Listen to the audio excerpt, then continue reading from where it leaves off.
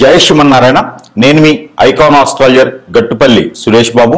అయితే మనకి ఈ జీవన వ్యవస్థ ఈరోజు ఎలా ఉంది అంటే కనుక ఒకరికొకరి సంబంధం లేకుండా, ఒకవేళ ఉన్నా కూడా ఉమ్మడి కుటుంబంగా లేకుండా చిన్న చిన్న ఫ్యామిలీలతోనూ చిన్న చిన్న సంసారాలు ఏర్పరచుకొని ఈ జీవన శైలిలో పరిగెత్తేటువంటి జీవితాలు ఏర్పడిపోయినా ఉన్నాయి. దాంతోపాటు ఆప్యాయత, అనురాగం, ప్రేమ ఇలాంటివన్నీ కూడా, నమ్మకాలు ఇవన్నీ కూడా లేకుండా పోతూ ఉన్నాయి. పెద్దలంటే గౌరవం, మర్యాద ఇవన్నీ లేకుండా పోతూ ఉన్నాయి. మనంగా సంపాదించుకున్న పేరు, ప్రఖ్యాత, హోదా, డబ్బు ఇవన్నీ కూడా ఎక్కడ ఏమవుతుందో కూడా అర్థం కాకుండా పరిస్థితి ఏర్పడుతూ ఉంది. దానితో పాటు మరొకటి ఏంటంటే, ఇప్పుడు ఏం చెప్పాలనుకున్నాం అనేది చూద్దాం. అయితే అసలు మరొకటి ఏంటంటే కనుక వీటన్నిటితో పాటు ఈ రోజున ఉన్నటువంటి ఏదైతే బంధం, బాంధవ్యం, అనురాగం, ఆప్యాయత, దాంతో పాటు భార్య, భర్త ఇవన్నీ కూడా ఉన్నాయి. వీటిలో ఎంత విలువ ఉన్నది. ఒకప్పుడు మనకి పెళ్లి అనగానే 7 జన్మలు ఉండాలి అని చెప్పేసి సంబంధాలు చూసి, ఆ సంబంధాలు ఎన్నో రకాల సంబంధాలు చూసేసి మన అబ్బాయికి ఏదైతే సంబంధం కుదిరితే బాగుంటుంది, మన అమ్మాయికి ఏ సంబంధం కుదిరితే బాగుంటుంది, దీంట్లో మొదటిగా వారు అడిగేది ఏంటంటే 7 తరాలు చూస్తారు. వెనక 7 తరాలు, ముందు 7 తరాలు చూసేటువంటి జీవితం కొనసాగుతూ ఉంటుంది. అమ్మాయి తరపున బాగుందా, వారి ఫ్యామిలీ అంతా కూడా అన్యోన్యంగా, ఉన్నతంగా, భార్యలతో పాటు భర్తలు, భర్తలతో పాటు భార్యలు ఉన్నారా, ఇంట్లో ఏమైనా గయ్యాలీలు ఉన్నారా, ఏమైనా ఇబ్బంది పెట్టేవారు ఉన్నారా, ఇన్ని రకాలు చూస్తున్నారు. అబ్బాయి తరఫున కూడా వీరి వంశం వృద్ధి అవుతుందా, ఎలాంటి ఇబ్బందులు ఏమైనా కలుగుతున్నాయా, పిల్లలు బాగా సంతానం కలుగుతుందా, వీరి జీన్స్ అంతా కూడా ఎవరైనా 2-3 పెళ్లిళ్ళు చేసుకొని ఉన్నారా, ఎవరైనా దేశాల మేము పోయి ఉన్నారా, ఇవన్నీ కూడా ఆరా తీసుకొని 7 తరాల ముందు 7 తరాల వెనక్కి కూడా మనం చూసుకొని ఆ ఒక విధంగా పెళ్లి చేసే సాంప్రదాయం మనకి పూర్వకాలంలో ఉండేది. ఆ తర్వాత అది జనానికి బోరేసిందా, లేకపోతే కొత్తదనం కావాలనుకుంటున్నారో కానీ బంధాలు మార్పులు అనేది, బాంధవ్యాల్లో మార్పులు అనేది, ఒక బంధం ఏర్పడింది, ఎవరో తెలియని అమ్మాయి మన ఇంటికి వచ్చింది, ఎవరో తెలియని వ్యక్తి మన ఇంటికి వచ్చాడు అంటే వారి యొక్క విలువ అనేది ఈ రోజుల్లో లేకుండా పోయింది. దానికి ముఖ్యమైనటువంటి కారణం ఏమిటంటే డబ్బు, వ్యామోహం, అతిదృష్టి, అనావృష్టి, అంటే కోరికలు. అంటే ఇప్పుడు పేరెంట్స్కి కావచ్చు, పిల్లలకు కావచ్చు, వారు చదివినటువంటి చదువులకి తగ్గోడు రావాలని, ఇంకా మా అమ్మాయి చిన్నది, మా అబ్బాయి చిన్నదని, ఇలాగా ఆస్తులు బాగా ఉండాలని, టుంగుటియాల్లో ఊపాలని, అలాగా ఇంకా విదేశాల్లో స్థిరంగా ఉండాలి అని, ఇలాగ వారికి ఒక్కొక్క రకమైనటువంటి కోరికల వలన ఈ పిల్లల్లోనూ ఉన్నటువంటి అన్ని కోరికలు అణచడం అనేది పెద్దల సమస్య అయితే, కొంతమందిలో ఉండలేక ఈ పిల్లలు కూడా ఎవరైనా బాగుండి పిల్లలకి తెలియదు కాబట్టి కళ్ళకి నచ్చిన వారిని చేసుకోవటమా, మోహించడమా, లేకుంటే గనక ప్రేమించడమా చేసి పెళ్లిళ్ళు చూసుకునే విధానానికి మన జీవన శైలి మొదలైంది. దాని తర్వాత లివింగ్ రిలేషన్, అంటే ఒక బంధము, బాంధవ్యం లేకుండా లివింగ్ రిలేషన్ లాంటివి మొదలైనవి. ఇక రానున్న కాలంలో ఎలాంటి వైపరీత్యాలకి దారి తీస్తుందో కానీ తెలియదు. అంటే మనకి ఎక్కడైతే ప్రకృతికి వైపరీత్యాలు ఉంటాయో అదే రకమైన వైపరీత్యాలు బంధాలు, బాంధవ్యాల్లో కూడా కొనసాగుతూ ఉన్నాయి. ఇక కొన్ని రాష్ట్రాల్లో చూస్తే అసలు విలువలు, వాల్యూస్ కూడా లేకుండా పోతా ఉన్నాయి. మన తెలుగు రాష్ట్రాలు వీరు సైతం కూడా ఏంటంటే పిల్లలకి కోరికలు, ఆశలు ఎక్కువైపోవడం వలన, వారిలో ఈ యొక్క చైతన్యం ఎక్కువ వచ్చిందని అనుకుంటాం వలన, వారికి తెలియంది ఏమి లేదు అనుకోవడం వలన, పెద్దల యొక్క అనురాగం, ఆప్యాయతకి దూరం అవడం వలన, అలానే పెద్దలు చెప్పే మాట వినకపోవడం వలన, వీరే గొప్ప అని అనుకోవడం, ఎవరి మాట వినకపోవడం వలన ఇలాంటి తప్పుదాయాలు కొన్ని అయితే కొనసాగుతూ ఉన్నాయి. దాంట్లో ముఖ్యంగా రెండో పెళ్లి, అంటే అసలు రెండో పెళ్లి అని చెప్పడానికి కూడా లేదు.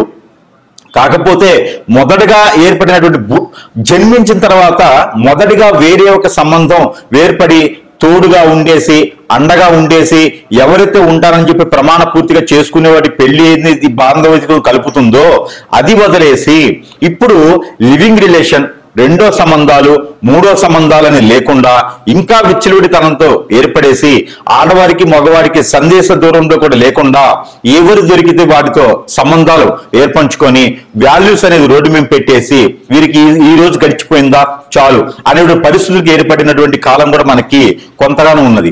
ఇవైతే దాని గురించి ఒకసారి మనం చూసినట్టయితే గనక దాంట్లో మనం మొదటి పెళ్లి అనేది చేసుకున్న తర్వాత ఆ ఒక వైపరీత్యాలు వచ్చి భార్యలో తప్ప, భర్తలో తప్ప, పెద్దలో తప్ప, పిల్లలో తప్ప జరిగిపోవడం వలన దాని తర్వాత ఏర్పడేటువంటి సంబంధాలని రెండనే అంటాం మన దౌర్భాగ్యానికి. ఆ తర్వాత ఎన్నున్నా మనం రెండు కింద భాగిస్తాల్సి వస్తుంది, ఎందుకంటే మొదటిది చెడిపోద్ది కాబట్టి. అలానే ఎవరి జాతకంలోనైనా అసలు రెండో పెళ్లి అనే దానికి ఎలా ఏర్పడుతుంది, కొంత చైతన్యం రావడం కోసమైనా మనం ఒక్కసారి పరిశీలిద్దాం. దీంట్లో ముఖ్యంగా అసలు రెండో పెళ్లి అనేది ఎలాంటి జాతకులకి, రెండో పెళ్లి అనేది ఏ జాతకంలో ఎలాంటి నక్షత్రము ఎలాంటి గ్రహము ఏ స్థానంలో ఉండడం వల్ల రెండో పెళ్లి వ్యామోహం కానీ, రెండో పెళ్లి అవకాశం కానీ, రెండో పెళ్లి చేసుకునేటువంటి విధానం కానీ కనిపెడుతుంది. అసలు రెండో పెళ్లి లేకుండా రిలేషన్షిప్ ఏమైనా ఉన్నాయా, ఎలా కనిపెట్టొచ్చు, ఎలా గమనించవచ్చు, వీరిని మనం ఎలా పసిగట్టొచ్చు, ఎలా అరికట్టొచ్చు, దీనికి పరిష్కార మార్గం ఏంది ఒకసారి మనం గమనిస్తే గనక ఆ విషయంగా మనం రాసుల పరంగా ఇప్పుడు ద్వాదశ రాసుల్లో ఏ రాశి వారికి ఎలా ఎలా స్థానాల్లో ఉంటే రెండో పెళ్లి జరుగుతుంది, వారికి విజ్ఞాన నిమిజ్ఞాలు ఏంటి, వారి యొక్క పరిహార మార్గాలు ఏంటి, ఇవి ఒకసారి మనం పరిశీలిద్దాం.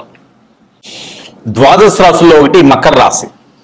ఈ మకర రాశి వారికి రెండో సంబంధం, రెండో పెళ్లి. అసలు రెండో పెళ్లి తర్వాత విషయం, అసలు వీరి పెళ్లి యోగం ఎలా ఉంటుంది, అసలు వీరికి పెళ్లి గడిలు ఎలా ఉంటాయి, పెళ్లి అయిన తర్వాత ఎలా ఉంటుంది ఒకసారి మనము చూసినట్టు కనుక ద్వాదశ రాశిలో ఒకటి మకర రాశి. ఈ మకర రాశి వారికి పెళ్లి యోగం ఉంటుంది. సరైన పెళ్లి గడిలు వచ్చినప్పుడు పెళ్లి చేయలేదు, అతి కోరికలు, అతి ఆశలు, పేరెంట్స్ చెప్తున్నారు పిల్లలకి ఇష్టం లేదు అని చెప్పి ఆపారా అంటే పెళ్లి చాలా లేట్ అవుతుంది. కాబట్టి వారికి ఎక్కడైనా గురువుకి చూపించి పెళ్లి గడిలు ఎప్పుడు నేను ముందుగానే తెలుసుకొని వారికి పెళ్లి చేయండి. వీరిలో మరొకటి ఉంది, అయిన సంబంధాలు మ్యారినికాలు చేసుకునేటువంటి అవకాశాలు మకర రాశి వారికి ఎక్కువగా ఉంటాయి. కుంభరాశి వారికి, మకర రాశి వారికి అయిన సంబంధాలకు వెళ్ళి ఎక్కువ మొక్కు చూపుతూ ఉంటారు, అవే సంబంధాలు అవుతాయి వారికి. కాబట్టి భార్యామతులు ఇద్దరి మధ్యన పెళ్లి అయిన తర్వాత గొడవలు లాంటి ఏమైనా కీచులాట్లు వస్తే అవి ఇద్దరితో పోదు, రెండు ఫ్యామిలీస్ కి అది తరతరాలుగా వస్తూ ఉంటాయన్నమాట. ఎన్నో ఫ్యామిలీస్ విడిపోయినాయి ఎట్లన్నా. అందుకని చేసుకునే ముందే అయిన సంబంధం అయినప్పటికీ జాతకాలు కలిసాయా లేదా, కంఫర్టబిలిటీలో ప్రాబ్లమ్స్ ఏమైనా ఉన్నాయా, ఇబ్బందులు ఉన్నాయా గమనించుకోండి. 36/36 రానవసరలే, కనీసం 12 వచ్చాయా పాయింట్స్ చూడండి. వీరిలో అన్ని రకాల నక్షత్రాలు, యోని, ఫ్రెండ్షిప్ ఉంది ఇద్దరి మధ్యన, స్నేహబంధం ఉందా, ప్రేమ ఉందా, అన్ని రకాలుగా గమనించుకోవాలి. మనం చాట్లో నవాంశాలు చూసుకోవాలి. ఇలా చూసుకున్న తర్వాత పెళ్లి చేసుకుంటేనే పిల్లలు పుడతారు, ఇబ్బంది లేకుండా ఉంటుంది, కలకాలం జీవిస్తూ ఉంటారు. లేదంటే కనుక ఖచ్చితంగా పొద్దుకు చీకులాడుతూనే ఉంటారు, వీళ్ళంతా చికాకు పెడుతూ ఉంటారు, ఇంట్లో కూడా వెళ్ళాలనిపించదు అనమాట మకర రాశి వారికి. అందులోనూ వీరికి చెడుతత్వం ఎక్కువగా ఉండేటువంటి ఆలోచన ఉంటుంది. ఎందుకు ఉంటుంది చెడుతత్వం, ఇంట్లో సరిగా లేకపోతేనే కదా చెడుతత్వం ఉంటుంది అని అంటారు ఎవడైనా. కాకపోతే వీరి కోరికలు ఎలా ఉంటాయి అంటే ఇక్కడ కూర్చొని అమెరికాలో ఏం జరుగుతుందని ఆలోచిస్తూ ఉంటారు, ఏడ కూర్చొని మా పుట్టింట్లో ఏం జరుగుతాయి అని ఆలోచిస్తూ ఉంటారు, ఏడ కూర్చొని నేను సంపాదించాలని ఆకాశం లెక్కలేస్తూ ఉంటారు. ఈ తత్వాన్ని కొంచెం తగ్గించుకోవాలి మకర రాశి వారు. దీంతోనే పాటు కోరికలు, ఆశలు కొంతమేర ఎక్కువగానే కనిపిస్తూ ఉంటాయి, కానీ బయటకు కనపడగానే లోపల ఉంటాయి మకర రాశి వారికి. కాబట్టి అవన్నీ కూడా భార్యాభర్తల్లో వ్యత్యాసం చూపించకూడదు. గ్రహాలు కూడా వీరికి సానుకూలంగా ఉంచడానికి ఎప్పుడు కూడా వీరు ఏదో ఒక దేవునికి సంబంధించినటువంటి ధ్యానంలో వీరు ఉండాలి. అలా ఉంటేనే మకర రాశి వారికి చేసుకున్నటువంటి స్త్రీ అయినా పురుషుడైనా నిలబడేదానికి అవకాశాలు ఖచ్చితంగా ఉంటాయి. దానితో పాటు పిల్లలు పుట్టేదానికి కూడా అవకాశాలు మెండుగా కనిపిస్తాయి.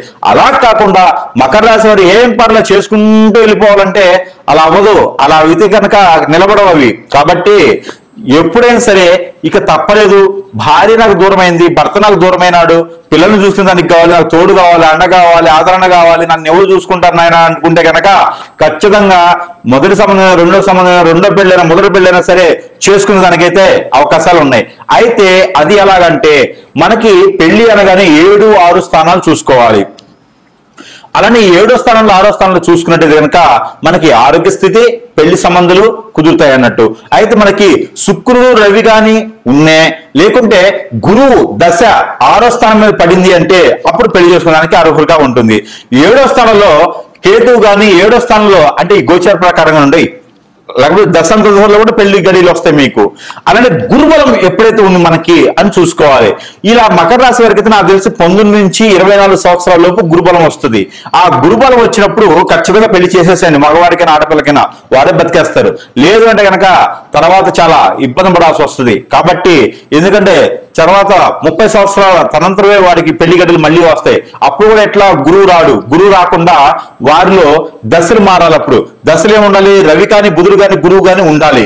దశల్లో మహాదశలు అంతర్దశల్లో కూడా కనిపించాలి.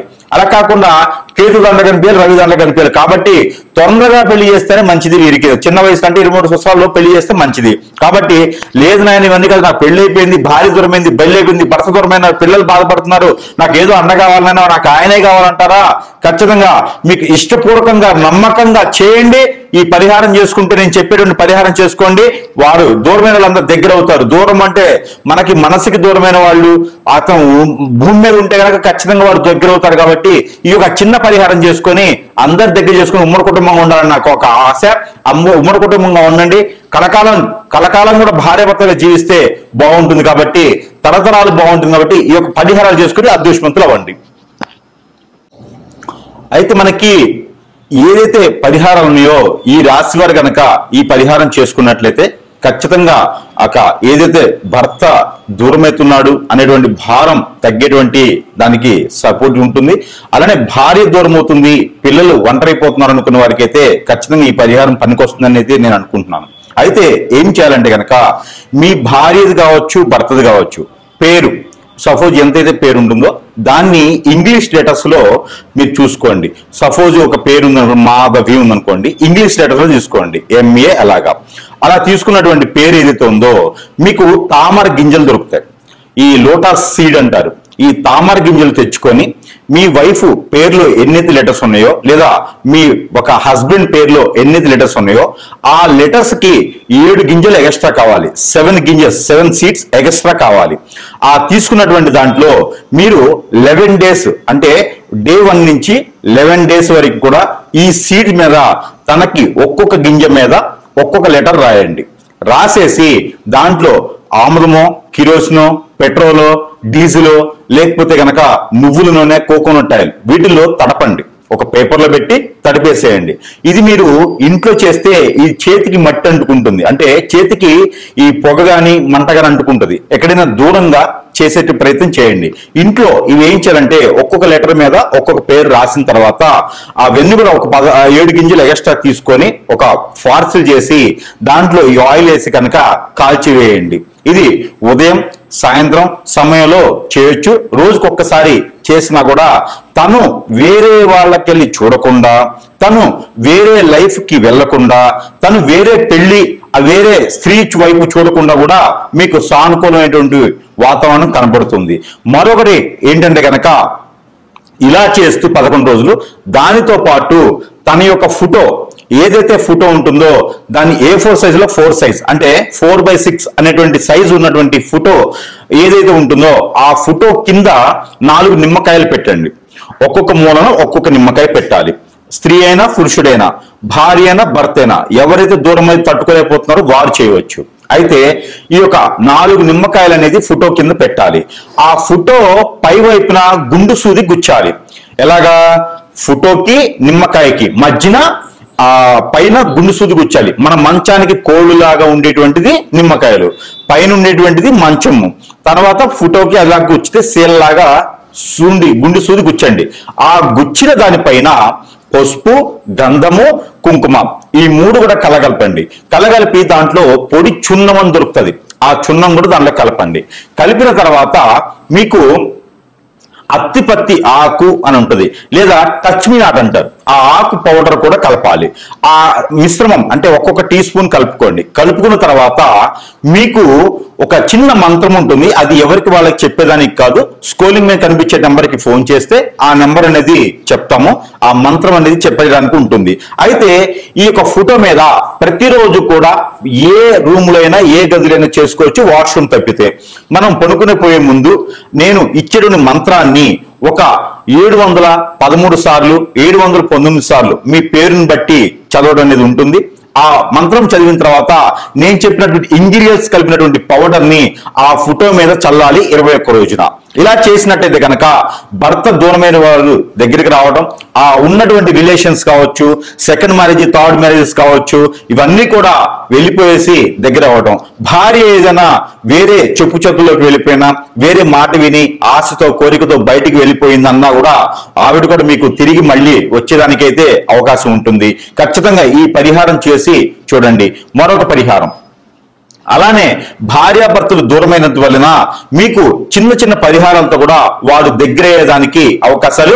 అలానే భార్య అయిన భర్త అయిన రెండో పెళ్లి వైపు వెళ్లకుండా ఏ బాధ వచ్చినా ఏ బంధం వచ్చినా కట్టుబడి బాధ్యత ప్రకారంగా ఉండేలాగా ఉండాలి అనుకుంటే గనక ఖచ్చితంగా ఈ యొక్క పరిహారం చేసినట్టయితే ఖచ్చితంగా మీకు అదృష్టం అనేది ఉండొచ్చు. అది ఏమిటంటే కనుక మనకి కాటన్ సీడ్ అంటారు, పత్తి గింజలు. ఈ పత్తి గింజలు ఏవైతే ఉన్నాయో తన పేరుని తలుచుకుంటూ నాకు నా భర్త రావాలి, నాకు నా భార్య నాకు దగ్గర అవ్వాలి అని తలుచుకుంటూ ఎక్కడైనా సమీప దూరంలో గురువు గారు ఉంటే సంప్రదించండి. వారు ఏదైనా పరిహారం చేస్తే చేయండి. లేదు అంటే కనుక ఈ రకమైనటువంటి పరిహారం ఖచ్చితంగా చేసుకుంటే మీకు 41 రోజుల్లో ఫలితం అయితే లభిస్తుంది. 41 రోజులు చేసిన తర్వాత ఫలితం రాలేదు అంటే కనుక ఖచ్చితంగా వస్తుంది. మరో 15 రోజులు ఆగండి. 41 రోజు చేస్తే సరిపోతుంది. మనము ఒక అమ్మవారికి కానీ స్వామివారికి కానీ దీక్ష చేస్తే కూడా ఖచ్చితంగా దాని ప్రతిఫలం ఎన్నో సంవత్సరాలు పడుతుంది. కానీ మనసు మైండ్ మారినట్టు తర్వాత భార్య అయిన భర్త అయిన దూరం అయ్యారు అంటే అది ఇంకొక చెంతకి చేరుతున్నారని అర్థం. ఆ చెంత నుంచి మళ్ళీ మన వైపు రావాలి అంటే కనుక మనలో ఉన్నటువంటి లోపాలు ఏమున్నాయో అవన్నీ కూడా మారేటువంటి ప్రయత్నం చేయాలి మొట్టమొదటిసారిగా.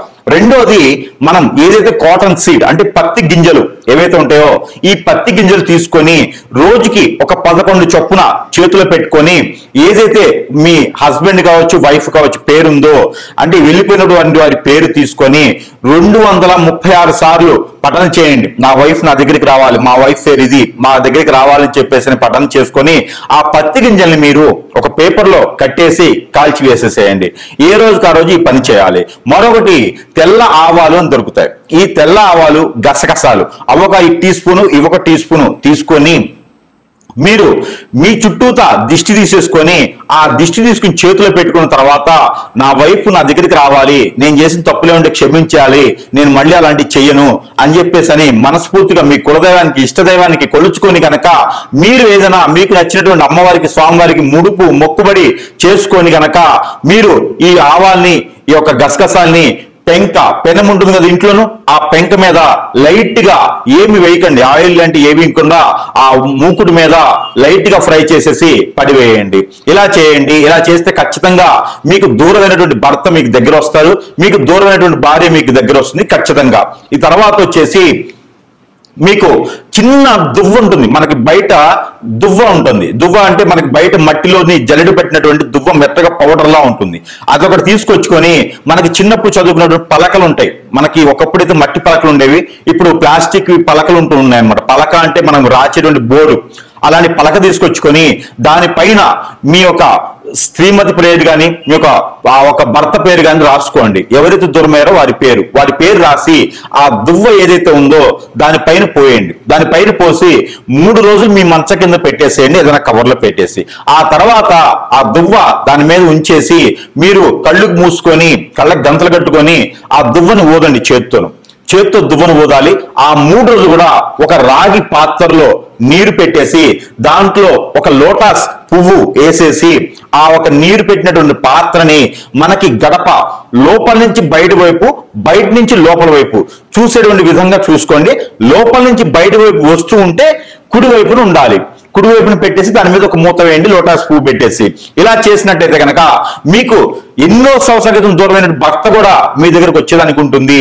భార్య కూడా మీకు నుంచి దూరం అయితే కూడా వస్తుంది. అలా కాదు గురువు గారు మాకు దూరం అయితేనే చాలు అనుకుంటే ఇంక ఈ రెమెడీస్ అని మీ పనికి చేయవు. దూరమై బాధపడే వాళ్ళు, పిల్లలు భార్య, పిల్లలు భర్త ఇబ్బంది పడేవాళ్ళు ప్రతి ఒక్కరు కూడా ఈ పరిహారంలో ఏ ఒక్కటి చేసినా కూడా మీకు ఖచ్చితంగా వారే దగ్గరికి వస్తారు. లేదు మాకు దూరం అయితేనే బాగుండు, ఇవన్నీ మాకు వద్దు అంటే కనుక ఆల్రెడీ దూరం అయినారు కాబట్టి ఈ పరిహారాలు మీకు అవసరం లేదు. ఇలాంటి పరిహారాలు చేసుకొని దూరమైన భర్తను దగ్గర చేసుకోండి, దగ్గరైన భర్తను దూరం చేసుకోండి.